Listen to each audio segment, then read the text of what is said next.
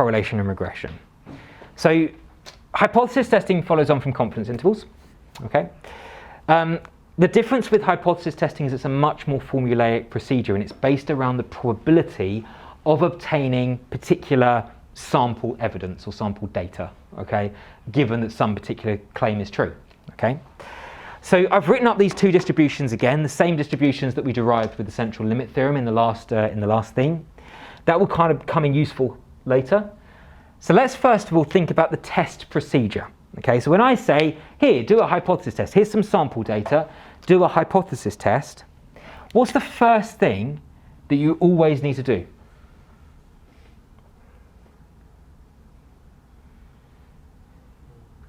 By the way, it was the most annoying part in the assignment. What, hypothesis testing? Yeah. Which distribution? Okay, so yes, absolutely, you can work out what distribution you want to use, absolutely. So I'll put that over there. So actually, no, I'll put it down here as well. So we'll say, is it a t distribution or is it a z distribution? Okay, so that's one of the things. I would actually advise doing one other thing before that. I mean, you can do that first, doesn't matter what order. But what's the first thing that's kind of in your mind, given it's hypothesis testing? What should you always write down? Given its hypothesis testing. Structuring a hypothesis. Good. Up to 0 and 1. Yes. So literally write down what your null and your alternative hypothesis is going to be. Okay. Now, of course, in this case, it's always going to be in terms of the mean, and it's always going to be two things. So H0 can either be, if it's a one sample, so you're just dealing with one bit of evidence, one bit of sample data, it can either be mu is equal to some particular value. Okay? That's if it's just one sample. If you've got two bits of sample data, for example, here's two classes. The mean of class 1 is this, the mean of class 2 is this, sample size of class 1 is this, sample size of class 2 is this, and here's the standard deviations for each. Then in that case, you're going to be looking for a difference in the means. Okay, is equal to some value. Usually it's equal to 0, but it can be equal to something else as well. Okay, so you might want to restructure this as mu1 is equal to mu2 if it's equal to 0, but generally it's a difference in the means that we're looking for. Okay. Now the alternative hypothesis is always in terms of inequalities.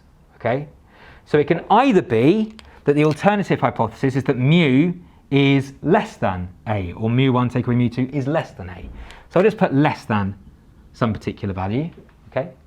Or it can be greater than some particular value, or it can be both. In other words, not equal to, because if it's both greater and less than, it's got to be not equal to. So if you get your alternative, if you get your null hypothesis down, which is always an equality, so I'll just write this down, it's always, always equals. That's your alternative, that's your null.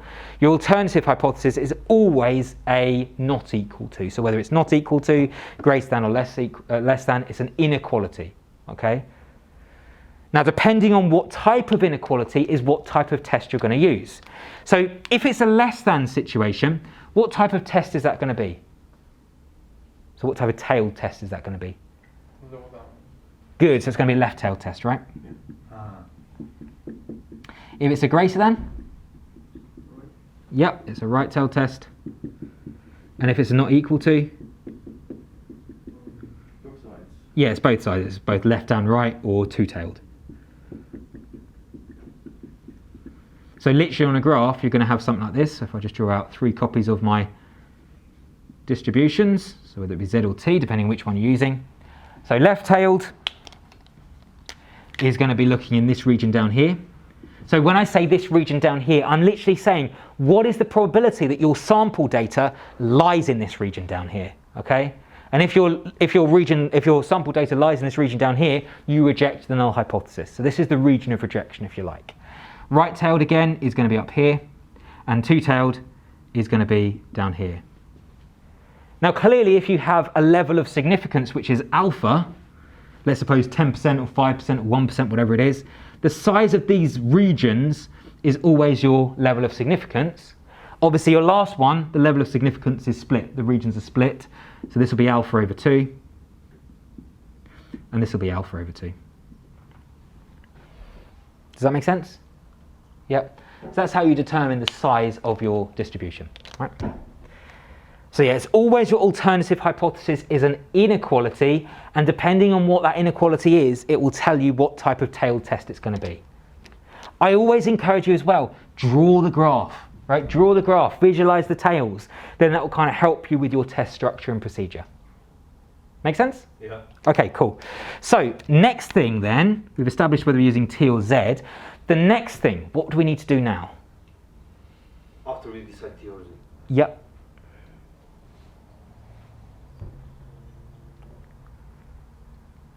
Calculate the test statistic. Perfect. So the next thing is calculating the test statistic. Okay, that is literally, the test statistic, by the way, is literally a question, how many standard deviations from the hypothesized mean are you lying? Okay, so either mu or mu1 take away mu2 if it's 2 sample. Okay, so how many standard deviations from the hypothesized statement for the mean, okay, do you lie?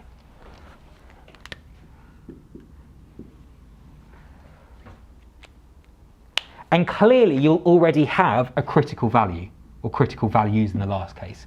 You'll have the point of units of standard deviation that you're going to lie away from the hypothesized mean, where you've already decided this is where I start to reject the null hypothesis. Okay, so anything beyond, if you're looking at left-tailed, anything beyond that many standard deviations below the mean. If it's right-tailed, how many units of standard deviation above the mean? And if it's two-tailed, either above or below. That's the number of standard deviations. That's the critical value. Okay, but really what you're doing here is you're using your test statistic, seeing where that lies in relation to these 3 regions. Okay, so actually I'm just going to write on here, I'll just write CV for short. That's critical value. These are the values where you start to reject the null hypothesis, so anything beyond that many units of standard deviation from the hypothesized mean. Does that make sense? Okay, great. So you've got your test statistic.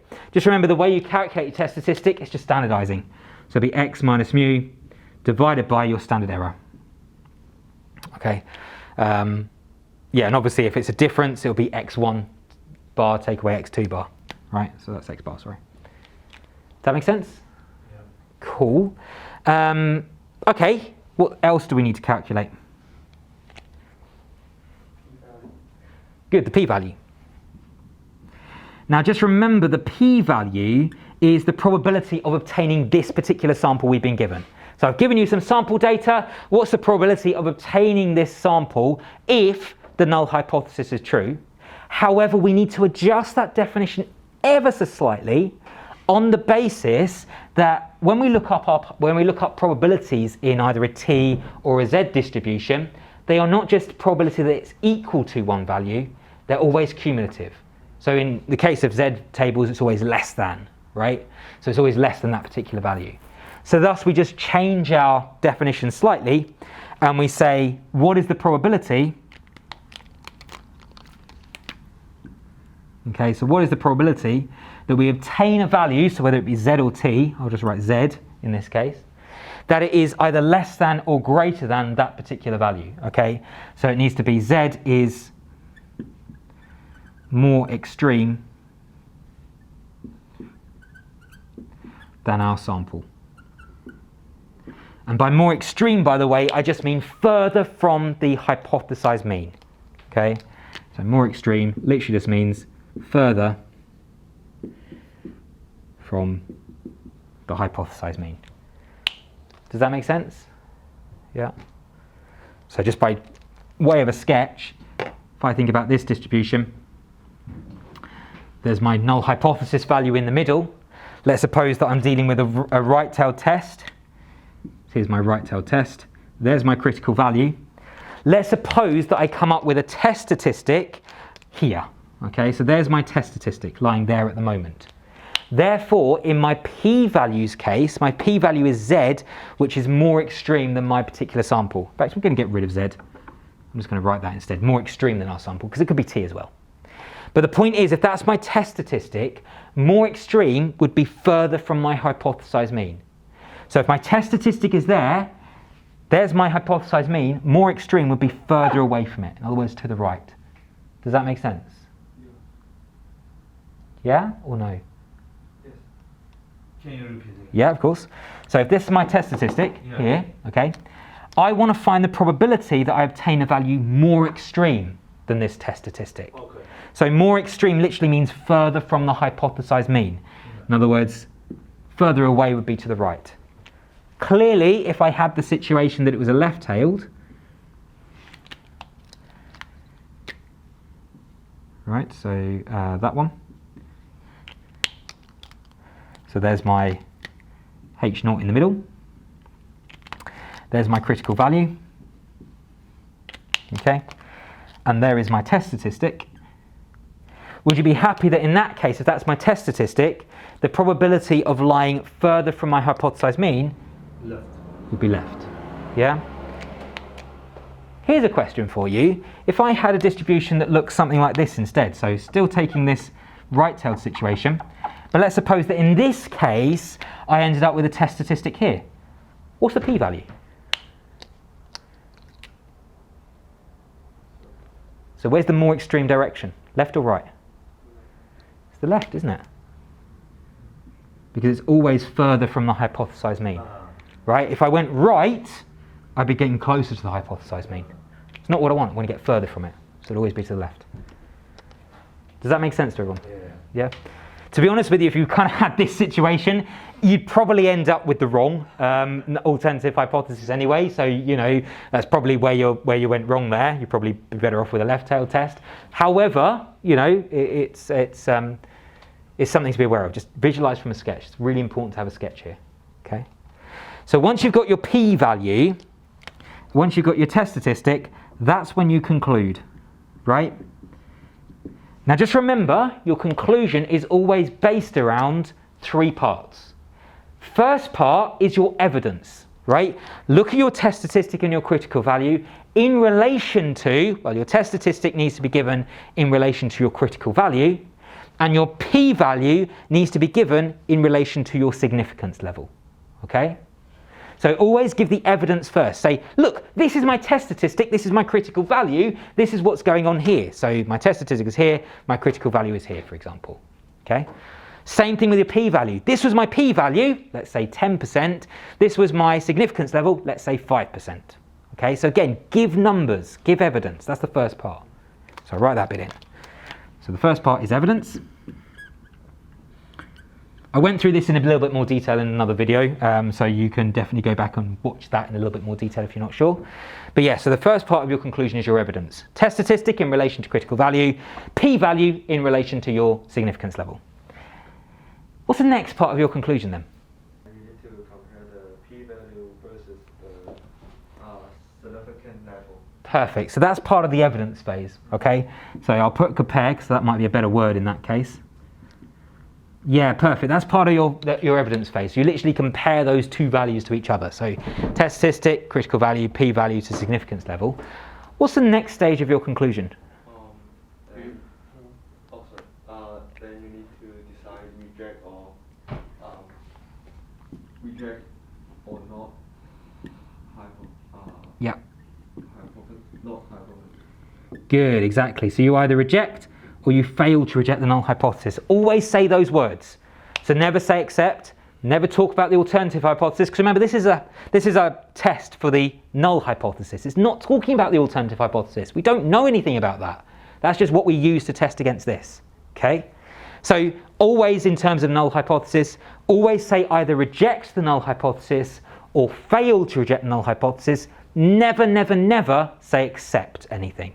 Okay, so failing to reject the null hypothesis does not mean accepting the null hypothesis. Just like rejecting null hypothesis does not mean accepting the alternative hypothesis. We never accept anything here because we don't know truth, if you like. We can only reject or fail to reject it. Okay. Last stage. What's the last bit of the conclusion? You put it into words to describe what's going on in the context. Good, context, okay?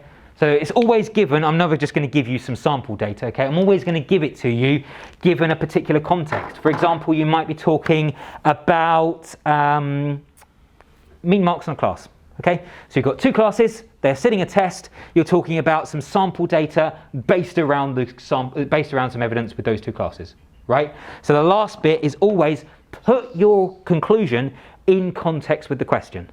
So let's suppose, for example, you were looking at a difference in the mean test marks of those two classes, okay? If you failed to reject the null hypothesis, you would say, at this level of significance, given this sample data, there is not enough evidence to suggest that there is a difference in the mean marks of the two classes. That's what I mean by context, okay? Literally say what it means in the context of the question. Answer the question if you like, okay? But that's it. 1, 2, 3, 4, 5 steps really, okay? Obviously, there's a lot more to it in the sense that you have to kind of draw graphs and figure out critical values and things like that. But if you do these 1, 2, 3, 4, 5 steps, you're on the way to getting pretty much all the marks, right? I do want to as well, I should emphasize this, I do as well want to see both the test statistic and the p-value as well. Okay, so if you just do one, if you just do the test statistic, that is not enough. Okay, you won't achieve all the marks. I want to see both test statistic and the p-value as well. Even though it is enough, for example, to say, well, look, this is my test statistic. I know immediately where my test statistic is going to lie in relation to my critical value. Technically, yes, that is enough for the test. However, I also want to see a p-value as well. I actually want to see the strength of that significance. Does that make sense? Likewise, I don't just want to see p-value, I want to see test statistic as well, because I want to see where you get that value from.